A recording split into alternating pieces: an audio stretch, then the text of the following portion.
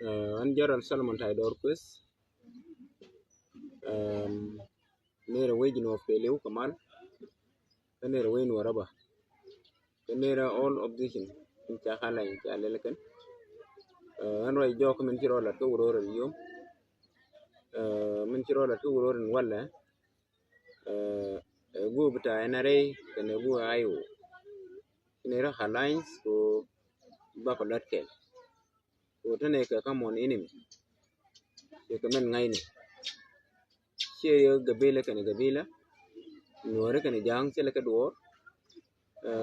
mai kele dung sias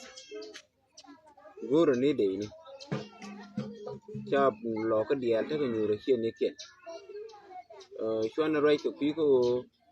te ka chap lo ka ti yes ka kuma te chap lo ka ti yes ka kuma yes ni de ni kene de ni opposition kene de ni SSPDF de tana kul te chon ko la kuma jino bla jene la we chap lo ka na ke me che kana kan ke pan ka je me dom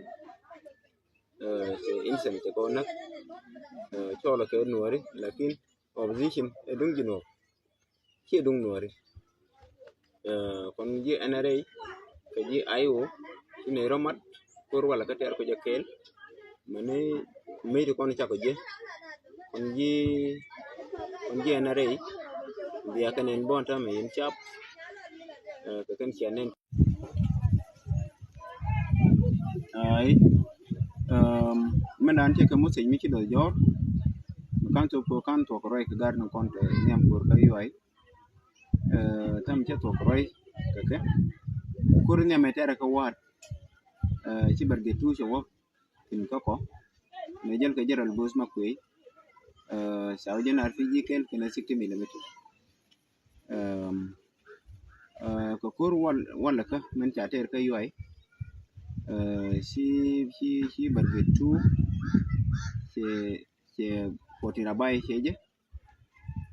si arfi ji 7 cheje potina bay arba masu jera bay hadi arba masu kala ini dang bangwan ya arfi ji 7 to PKK kan ko nan chaje anamo ejen gua da ke man ka ko under command in general there's two dot kan edit de ni general boss makwe jenta nan ci la ko kon jena re mo ini te karam ken ci duer ci liw re goro mo ko bo daro be ko ngi yako jek ken taro ene ko 14 ken arba masu ene ka 12.7 ene ka PG 7 ene ka PKK ene ka kala ini da mbongon jen fe ko men ta ko jere ko mo